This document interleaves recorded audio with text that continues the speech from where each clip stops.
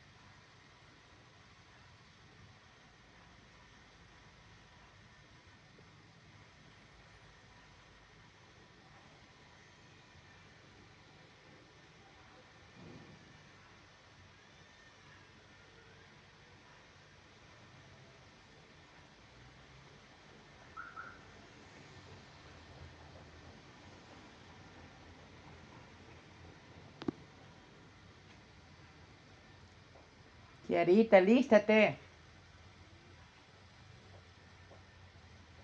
No estés llevando el celular, hija, cuidado.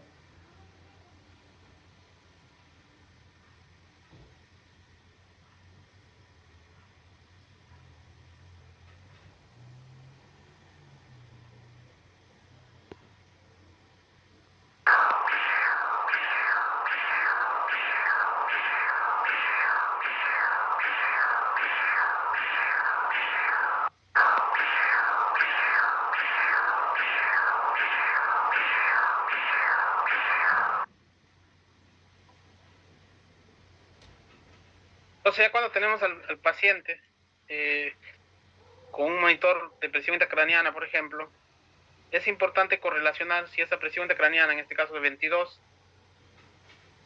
corresponde a algún problema que está haciendo efecto de masa, es decir, un sangrado o algún efecto que está causando ese aumento brusco de hipertensión intracraniana.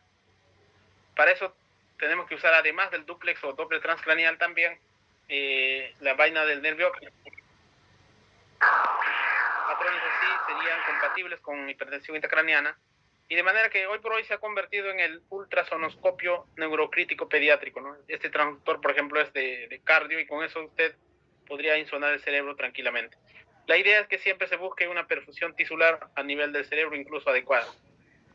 Respecto al doble transcranial, en los niños críticos ya cada vez más hacen, ¿no? En este caso, en este trabajo, 27 centros que participaron, y lo que ellos aconsejan, que por un lado deben tener una formación adecuada. Bueno, ustedes están en ese camino, de una manera académica se están formando, y que también aprendan a reconocer sus limitaciones, ¿no? Si ustedes no se sienten suficientemente preparados, consulten en algunos que tienen más experiencia, y de esta manera se va a llevar mejor sobre todas las decisiones, ¿no? Entonces, es importante tener en cuenta. Las guías que siempre mencionábamos de niños y neonatos dicen, por ejemplo, que el POCUS es útil para detectar cambios en el flujo sanguíneo cerebral. Cuando hablábamos del estudio Doppler, ya esto ya es incluso calidad B. De manera que Ya está bien. es importante sobre todo tener en cuenta los resultados. Y Ya. para que estos resultados no sean Acá que sea tu falsos, baño. porque quizá el niño todavía tiene fontanela y no están osificados los huesos, que podría ser una limitación, cuando haces un monitoreo multimodal puedes superar ese problema. De igual manera, cuando los que hacen neonatología pueden determinar la hemorragia interventricular, y esta sí tiene, pues, ni hablar. Es uno nuevo. Calidad de Escoge evidencia el color que a ti te Si gusta. hay sangrado, se ve el sangrado. O sea, no hay vuelta Claro, que dar. pues naranja es color de Ahora, mujer, no va a el ser de grado, café. etcétera, eso lo puedes corroborar con el neuropediatra, con el radiólogo, pero de que si ves sangrado, es sangrado. Entonces hay clasificaciones que se podría hacer para determinar los grados. La otra aplicación en el POCUS cerebral es útil.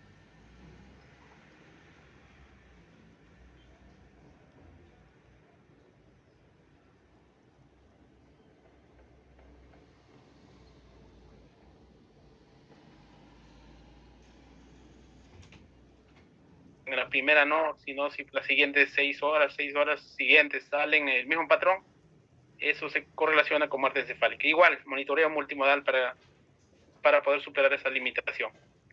En los pacientes en trauma cráneoencefálico, tipo de otras hemorragias traumáticas, útil también para ver el cambio de lo que es, sobre todo cuando hay sangrado, ¿no?, del vasoespasmo, ¿no? Y calidad de evidencia C todavía, pero bueno, hay índice del Lindergaard, por ejemplo, que te puede ayudar. Cuando en este índice, por ejemplo, está más de 6, significa un vasoespasmo severo, por ejemplo, ¿no? Recuerden que este índice de Lindergaard se divide, por un lado, la velocidad media de la arteria cerebral media, y esto entre la velocidad media de la arteria carótida interna extracraneal, ¿no? Entonces, de esa manera es el índice de Lindergaard. ¿Qué otra indicación nos da esta guía? Nos dice que el POCUS es útil para detectar cambios en el diámetro de la vaina del nervio óptico. Y esto estaría correlacionado con presión intracraneana en niños, ¿no? Te dice con huesos fusionados, pero ¿qué pasa si hay un trauma y los huesos ya no están abiertos? Eso lo vamos a discutir al momento de las preguntas, pero calidad de evidencia B. De igual manera, hay que hacer el monitoreo multimodal para estar seguros qué es lo que pasa. Respecto al POCUS, para ver si la línea media está desplazada en niños o no, también existe la manera de determinarlos y también se avala, ¿no?, este método. Acá lo más importante, saber con qué métodos, digamos, con qué ecógrafo puedo hacer. Y llega el mismo concepto. Si es un neonato recién nacido, prematuro, usted puede hacer insonar con el transductor lineal, es decir, de alta frecuencia. Cuando es un niño más grande, un adolescente, y usted quiere insonar, por ejemplo, la arteria cerebral media por la temporal, puede hacer con este transductor bajando la frecuencia al máximo. Igual puede usar el sectorial, el microconvexo, dependiendo del niño. Entonces, cualquiera de estos transductores en algún momento te pueden ayudar. De todos estos, incluso el endocavitario, como ya saben ustedes. Entonces, el concepto es el siguiente: el transductor universal existe. Podemos convertir en cualquiera de estos transductores en universal. Hay que recordar, en primer lugar, la frecuencia.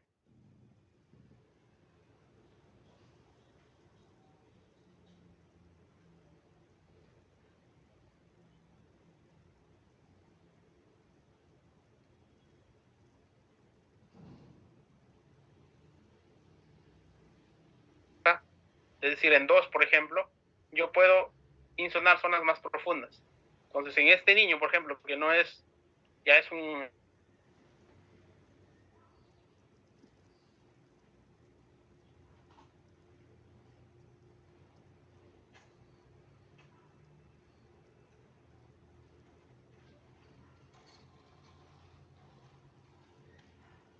probablemente a 4, cercano a 3, 4, incluso un poco más. Si usted quiere insonar, por ejemplo, este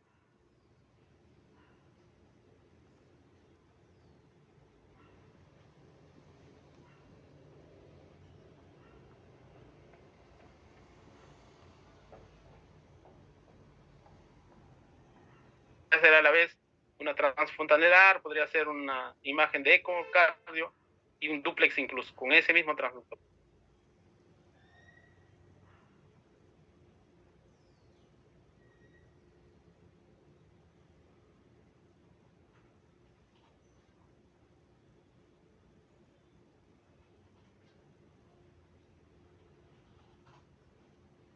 El apical 5 cámaras y puede hacer la integral velocidad-tiempo o la variación de pico abórtico para ver si responde a líquidos o no.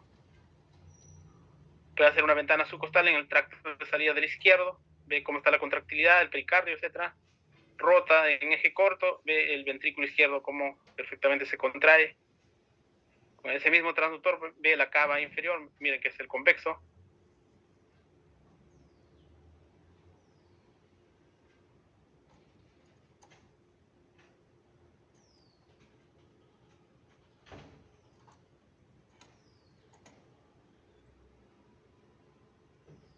Por ejemplo, por la temporal podría ser, por la ventana oftálmica podría ser la valoración de lo que es el...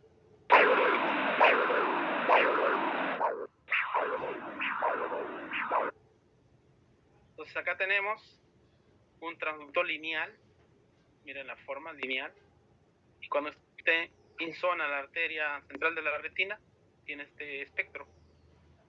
Y cuando usted lo mide, el índice de pulsatilidad sale 1,71 y el índice de resistencia 0,73. Pero también podría hacerlo con el convexo. Igual ve la arteria central de la retina un poco más en sus porciones más inferiores. Y lo que va a hacer usted, va a hacer también el Doppler pulsado y sale esta imagen. Cuando usted lo mide, es muy similar. 0,66, 0,63.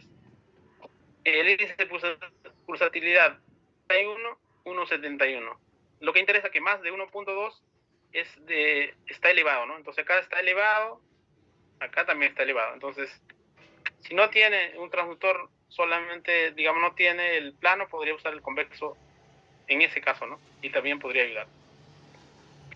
Igual con el transductor que estábamos hablando, el convexo, usted insona este corte sagital y lo que acá ve son ramas de la cerebral anterior, ¿no? Y podría escoger una de estas y podría, digamos, insonarlas.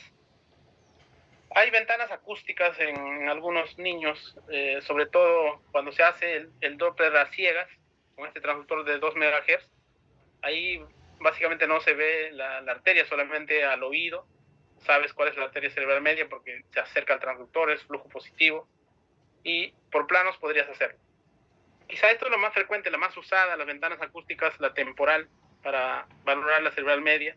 Y los niños que tienen la fontanela anterior, también muy fácil de insonar por esa zona, ¿no? Entonces, estas dos ventanas ustedes tendrían que aprender, la temporal y a través de la fontanela anterior. Hay planos coronales, miren cómo es el corte en un plano coronal. El marcador del transductor dirigido al lado derecho del paciente, a través de la fontanela anterior, más o menos así sería el corte. Pone el transductor, que corta de esta manera coronal. Al hacer cortes coronales, lo puede hacer tranquilamente con este transductor convexo. Lo ideal es con un microconvexo, pero lo puede hacer con el convexo que hace abdomen. Pero también los que tienen a la mano un ginecólogo, al costado un ginecólogo, se pueden prestar el endocavitario y con eso, a través de la fontanela, podrían insonar.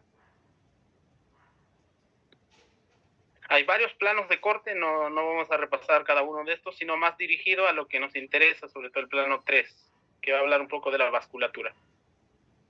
Entonces, el plano 3 lo que vamos a hacer, que pasa a través del tercer, a nivel de lo que es el tercer ventrículo, y lo que vamos a valorar es las imágenes de este tipo, que podría ser la cerebral anterior y la cerebral media. Si quisiéramos insonar acá, la que está más alineada al cerebral anterior y un poco la carótida interna, la cerebral media no lo agarraríamos del todo alineada, así que no se aconseja, más bien se hace por la ventana temporal.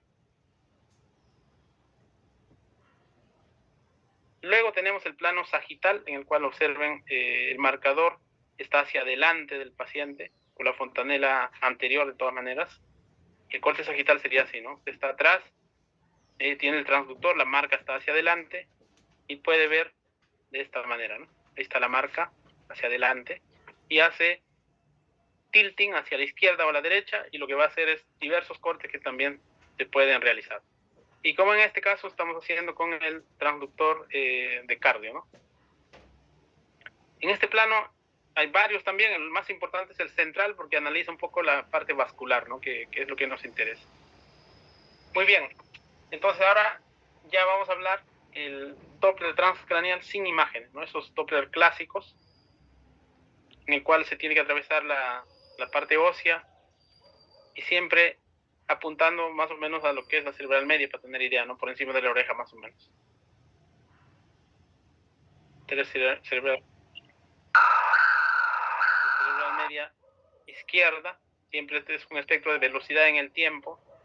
No se olviden, pico de la sístole, velocidad al final de la diástole. De igual manera, del otro lado puede hacer.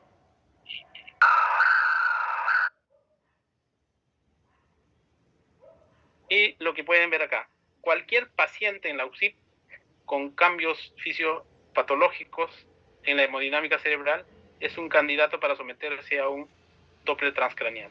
Es decir, todo paciente podría insonarse y ver cómo está la hemodinámica. Ya, no hables con nadie, derechito. Hay muchas ventanas, no vamos a aprender todas, quizá la cerebral media la que más nos interesa.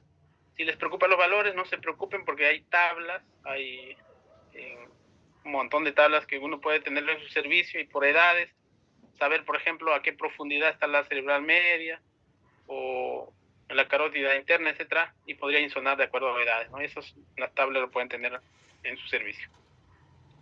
De igual manera, un poco ya desdoblando por edades, por meses, por años, ¿no? Que podría tener. Y en base a las velocidades y edades también hay otros autores. Una ustedes basta que tengan su tabla y podría hacer. Y respecto al índice de pulsatilidad, también existen por edades. Observen cuando son entre 0 y 10 días a nivel de la arteria cerebral media, el índice de pulsatilidad más o menos va entre 1.1 y 1.4. Y cuando ya son mayores de 11 días hacia adelante,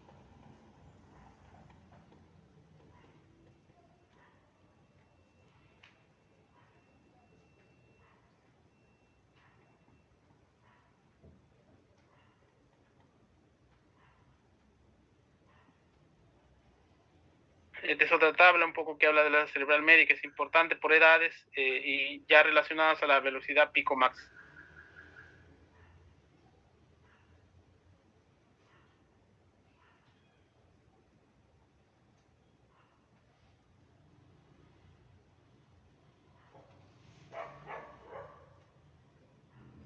La cerebral anterior, la basilar, y igual, ¿no? Para tener en cuenta todas estas tablas. Igual cuando quieres hacer cálculo, puedes hacer, tener en cuenta la velocidad media, que lo hace el aparato generalmente, pero si no lo cuentas, puedes tener en tablas también. Y de ahí viene el dúplex transcraneal codificado por color. Entonces, por ejemplo, la ventana temporal es una ventana bastante abordable, tanto en neonatos, niños, adultos. Y el transductor puede ser el convexo, cuando son neonatos, el microconvexo incluso, o si no, el transductor que se usa en cardio, ¿no? El sectorial o el facet array. Entonces es un transductor convexo, como ya hemos visto, y podrías insonar con eso el cerebro o en otro lactante con el microconvexo. Y la imagen que te va a salir es esta. El polígono de Willis, la arteria cerebral media en esta zona, la arteria carótida, la arteria cerebral anterior, la arteria cerebral anterior y la arteria cerebral posterior. Esa mariposita que les decía, esa es los pedúnculos cerebrales, ¿no? Entonces acá ya encuentras la mariposita, pedúnculos cerebrales a nivel temporal. En este caso es un transductor de cardio, por eso sale triangular. Acá observas como que va latiendo, le pones el Doppler color, te sale esta imagen, ya está bien alineada la cerebral media y podrías insonarla. La insonas y te sale este patrón, que da la impresión de que tiene picos sistólicos altos y diástole baja. Cuando uno hace el cálculo, sale 1.39. Recuerda que el índice de pulsatilidad era un número alto, el 1.2. Ya tienes 1.39, está alto. Entonces, el índice de pulsatilidad elevado se correlaciona con presión intracraniana elevada. Vamos a analizar el espectro Doppler para que no se olviden. Al inicio hemos dicho que esta es la velocidad del flujo sanguíneo cerebral en el tiempo. Igual, ¿no? Velocidad del flujo sanguíneo cerebral en el tiempo. Acá los números, no se olviden. Número 1, es el inicio de la sístole, el 2, pico sistólico, el 3, el dicrótico, es decir, donde cambia la sístole a la diástole, y la 4, la velocidad al final de la diástole. De todas estas velocidades, lo que nos interesa es la velocidad picosistólica y la velocidad diastólica, como ves acá, ¿no? Picosístole y diástole. Porque a partir de eso salen las fórmulas. Esto se parece al trazado en riñones, que tiene el mismo concepto. Entonces, lo importante es cómo obtener la velocidad media. Generalmente, a cálculo, si es que no tienes software, no tienes una máquina avanzada, sería la velocidad picosistólica más 2 velocidades al final de la diástole sobre 3. Pero estos cálculos no son exactos. Es mejor hacerlo con la máquina, que la máquina te dé la velocidad media. Pero si no tienes, ni modo. Con eso puedes hacer. De manera que el índice de pulsatilidad, este índice de pulsatilidad se relaciona con la presión intracraneana, va a ser igual a la diferencia entre el pico sistólico menos la velocidad al final de la diástole sobre la velocidad media. Entonces, como les digo, es mejor que el aparato lo saque porque no es tan exacto así, haciendo el cálculo. Y por otro lado, el índice de resistencia, ¿no? ¿Se acuerdan del riñón cuando era importante el índice de resistencia? No es otra cosa que la velocidad sistólica menos la velocidad al final de la diástole, todo sobre la velocidad sistólica. Es el índice de resistencia. No se olviden, índice de resistencia, la diferencia de velocidades sobre la velocidad sistólica, índice de pulsatilidad, diferencia de velocidades entre velocidad media.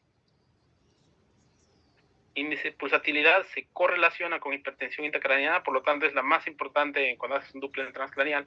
Y cuando analizas el riñón, es importante sobre todo el índice de resistencia. En recién nacidos, generalmente la mayoría usa índice de resistencia cuando analiza el cerebro, ¿no? Generalmente. Entonces ahora sí, la vaina del nervio óptico, vamos a hacer algo rápido. Es importante recordar que la mayoría dice, ¿no? El eco es operador dependiente. Hoy por hoy se habla más que operador dependiente, entrenamiento dependiente. Usted se ha entrenado muy bien, ha tenido buenos profesores, ha tenido empeño, ha practicado bastante, la posibilidad de errores van a ser mínimos. Entonces, es bien fácil hacer el método. El diámetro de la vaina del nervio óptico, entonces tenemos acá el globo ocular y lo que vamos a ir correlacionando la zona de anatomía. El globo ahí tenemos, vamos describiendo las partes. Lo que nos interesa a partir de la retina hacia la parte posterior, 3 milímetros. 3 milímetros. Y a ese nivel, lo que se tiene que medir es no el nervio óptico, sino el diámetro. Por lo tanto, toda esa zona ancha, como se ve acá, el diámetro. O sea, trazas 3 milímetros y una línea que interseca a eso. Ahí lo que tienes que poner sería el cálculo de este diámetro, ¿no?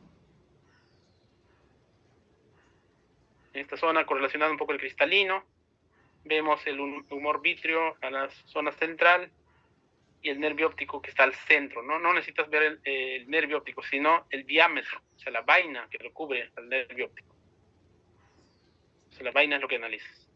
La gráfica que tenemos acá estarían insonando de esta manera, la cámara anterior, y lo que se ve, esta sombra, sería la vaina del nervio óptico. Entonces, se insona en este sentido, el marcador hacia el lado derecho del paciente. Observen que va a cortar el nervio óptico y toda su vaina y sale esta gráfica. Importante, a partir de esta distancia de 3 milímetros y mides el diámetro. Pero no solamente es de esa manera, sino también tienes que ir rotando, como vamos a ver más adelante. Hay tabla de valores diversas. En adultos empezaron con 5, después 5.2. Y para niños, ¿cuánto será? Esta es la tabla que saca de apuros. Cuando es menos de un año, el diámetro de la vaina del nervio óptico es como límite superior 4, es decir, más de 4 estaría aumentado. Cuando el niño tiene entre 1 y 15 años es 4.5. Un lactante el valor te salga más de 4.5 sería un valor aumentado. En adultos, como mencionaba, al inicio fue 5, después fue subiendo a 5.5, etc. Y esto es los que usan esta herramienta, ¿no? ¿De dónde sale ese 3 milímetros? ¿Por qué de 3 milímetros? Esto es el nervio óptico al centro, la vaina, la retina, el globo ocular, y esta distancia hicieron un estudio y fueron correlacionando, ¿no? Y vieron que esa zona a 3 milímetros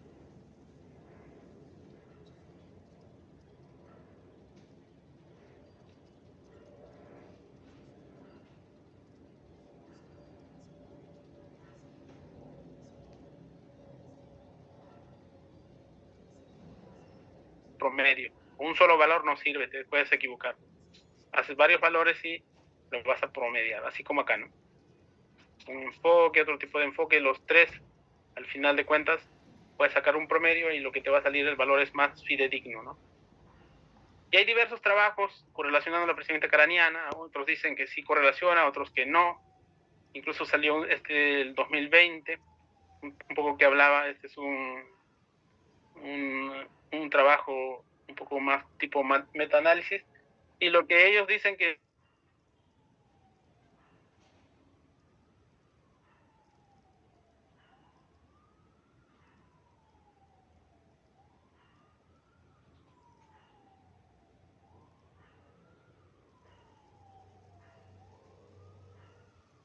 ese paciente tiene hipertensión intracraniana. Lo que usted no puede hacer es que esta vaina del nervio óptico lo use todo el tiempo.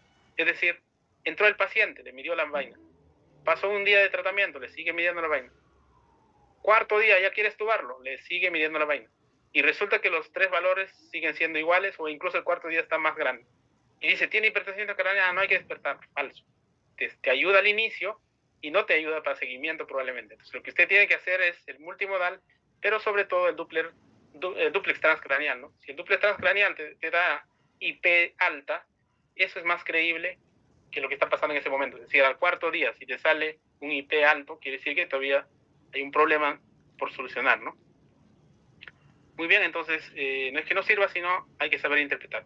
En conclusión, entonces, es importante decir lo siguiente: la insonación es la piedra angular para la asistencia del neurocrítico. El POCUS tiene un rol invaluable para evaluar la hemodinámica cerebral y sobre todo el holístico, ¿no? Multiorgánico, ¿no? que ayuda pues para correlacionar cómo está el riñón, el cerebro y el corazón. Y la interpretación, como dice acá, es en el contexto del paciente. Paciente que ya están despertando, tienen dolor, están con un poco de abstinencia, la PIC te sale alta. ¿Qué hace? Lo vuelves a dormir. Falso, porque cuando seguramente nosotros nos molestamos y nos pudieran medir la PIC, debe estar elevada, ¿no? Entonces es normal, ya está recuperando.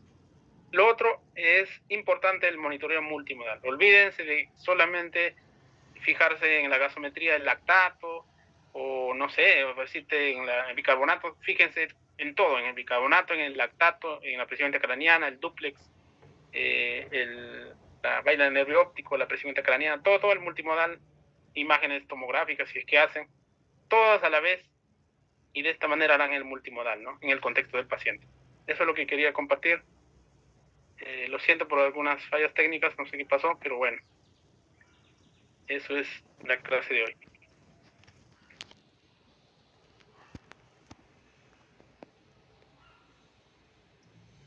Recording stopped.